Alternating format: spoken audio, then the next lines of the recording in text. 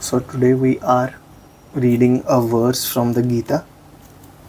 And the idea of this verse is, how do we help the disillusioned? Right? How do we help the disillusioned? So before that verse, this is what is written.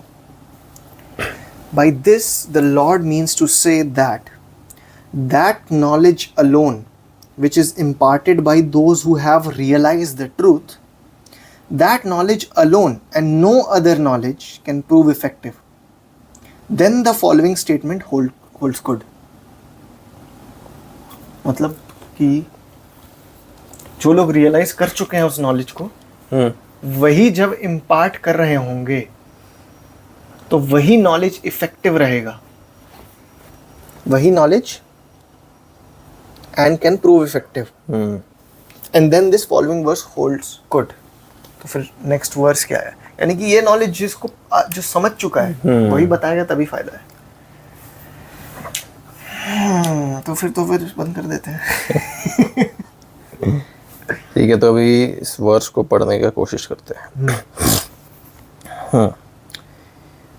यज् ज्ञात्वा न पुनर्मोहम् अवं यास्यसि पाण्डवः येन भूतान्यशेषेण द्रक्ष्यस्यात्मन्यन्नथो मयि.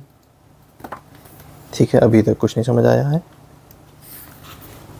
ये इसका मतलब है.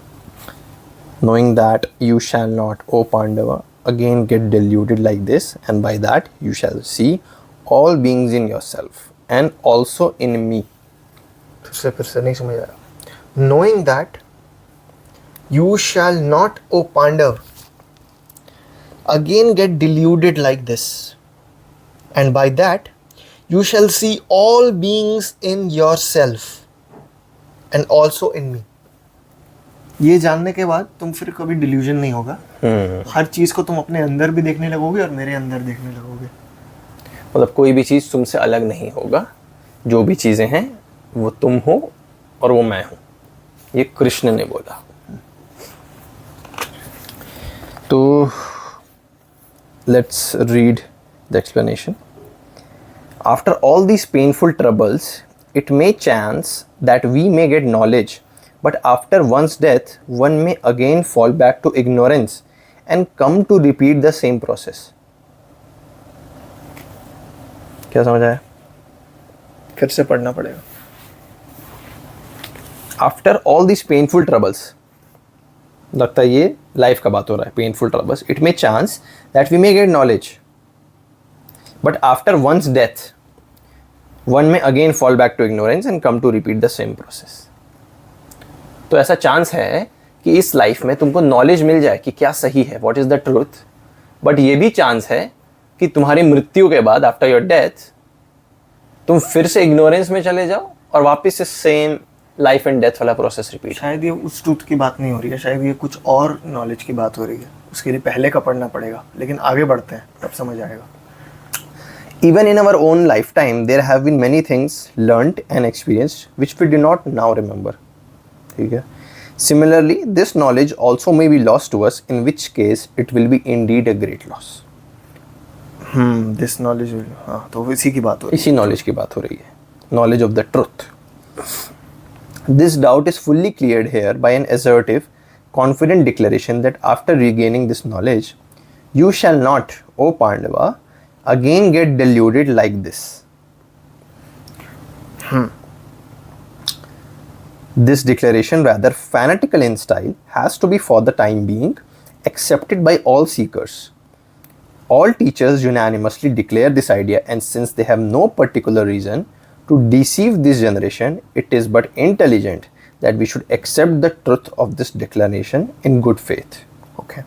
मतलब यहाँ पे कह रहे हैं कि इस बात को एक्सेप्ट करना है, मतलब गुरु की बात को बोले यहाँ पे, या फिर भगवान की बात को बोले, या स्क्रिप्चर की बात को बोले, कि जो ट्रूथ वो बता रहे हैं उसको एक्सेप्ट करना होगा पहले. अभी at this point of time आपको एक्सेप्ट करना होगा, क्योंकि इनके पास कोई रीज़न नहीं है आपको बेवकूफ़ बनाने के लिए.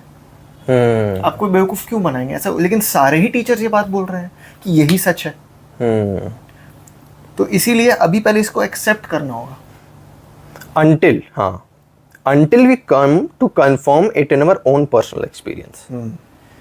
ये होगा तो ये बहुत कॉन्फिडेंस के साथ बोला जा रहा है कि हमारा एक्सपीरियंस होगा ऐसा, है ना। In future this is going to be an experience where you will understand the truth, but तब तक के लिए मानो इसको so that you can experience it better. ऐसा मतलब उसको जबरदस्ती, मेरे को लगता है कि उसको जबरदस्ती क्वेश्चन मत करो चीजों को कि क्योंकि मेरे को नहीं दिख रहा है तो मैं नहीं मानूंगा।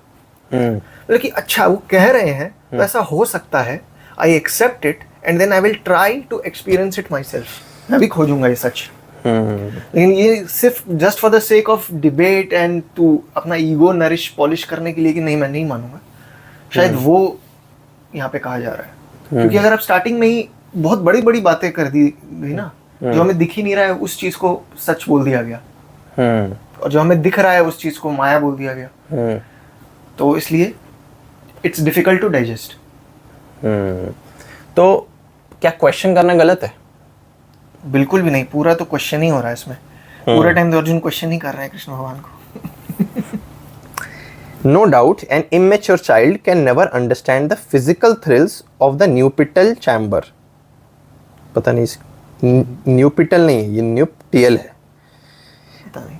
And thereby, it cannot be said that the newlyweds are always telling lies. हैं? No doubt, an immature child can never understand the physical thrills of the nuptial chamber, and thereby it cannot be said that the newlyweds are always telling lies. कुछ भी नहीं समझा। इसमें कुछ नहीं समझ आया, इसको आगे बढ़ते हैं। The little child has not matured enough even to feel sympathetically the thrills explained. Similarly, we living in delusion cannot understand the thrills of the transcendental or experience its eternal nature. However vividly the teachers may explain until we also grow to the required inner maturity. So थोड़ा बहुत जो समझ आया वो थोड़ा सा complex था। उसे ये समझ आया कि एक छोटा बच्चा है या हाँ मान लो छोटा बच्चे की है, immature child,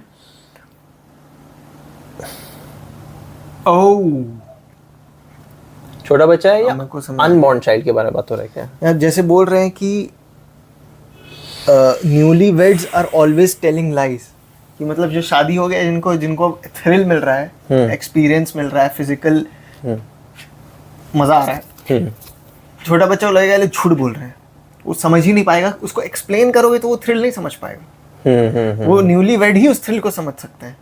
अच्छा, वैसे ही हम लोग क्योंकि उस स्टेट में नहीं है, इसलिए हम उस चीज का थ्रिल नहीं समझ सकते जिस चीज की बात हो रही है, जब तक हम खुद उस लेवल तक ग्रो नहीं कर जाते। सही है। By this rediscovery of the self, Krishna promises that the Pandav prince will thereafter be able to recognize the entire creation, constituted of the world of objects, emotions and ideas, as nothing other than the self, which is his own real nature, which again is nothing other than me, Lord Krishna, the Paramatman. Having for once realized the ocean, all the waves are recognized by the intelligent eye as nothing but the ocean.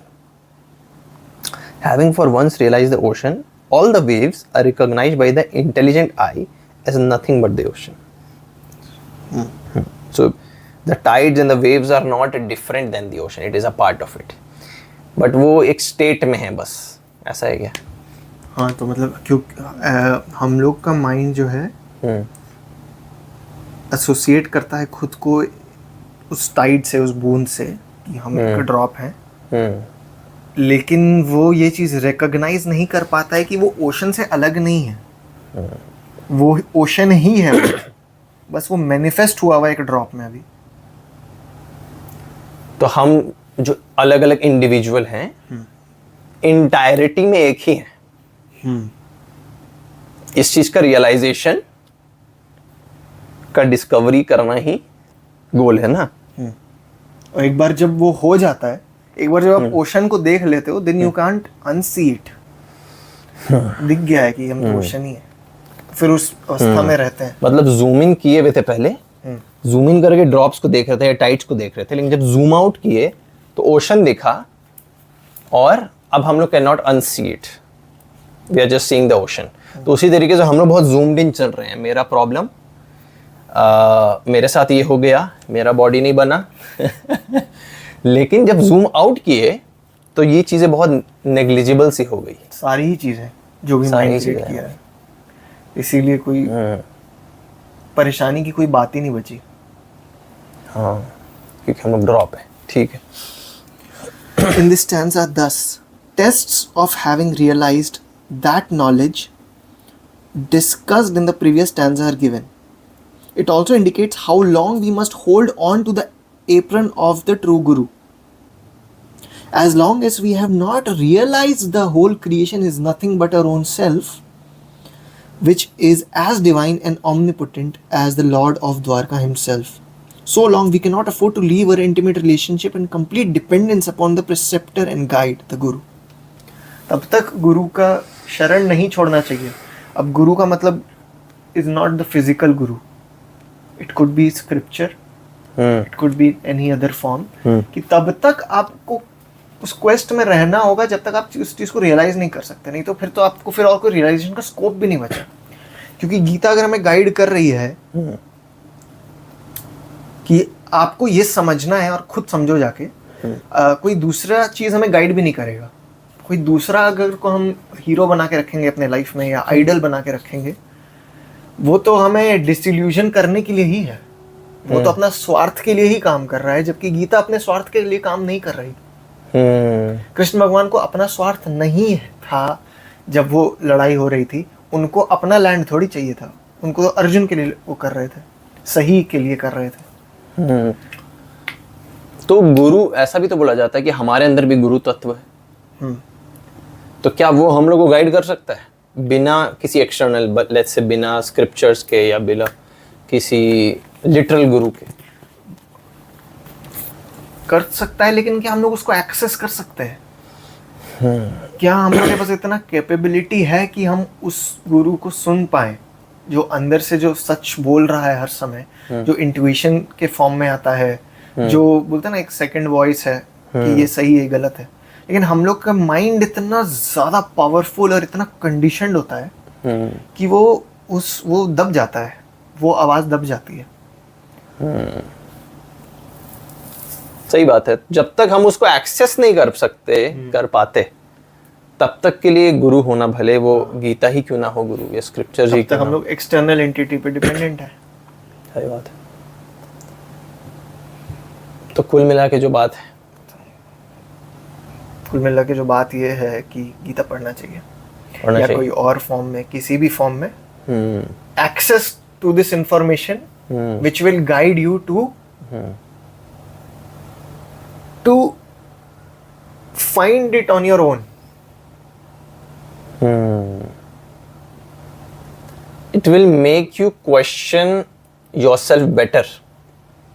अपने आप से better question कर पाओगे तुम, और हमेशा better question करेंगे तो आंसर्स मिलेगा। Agreed.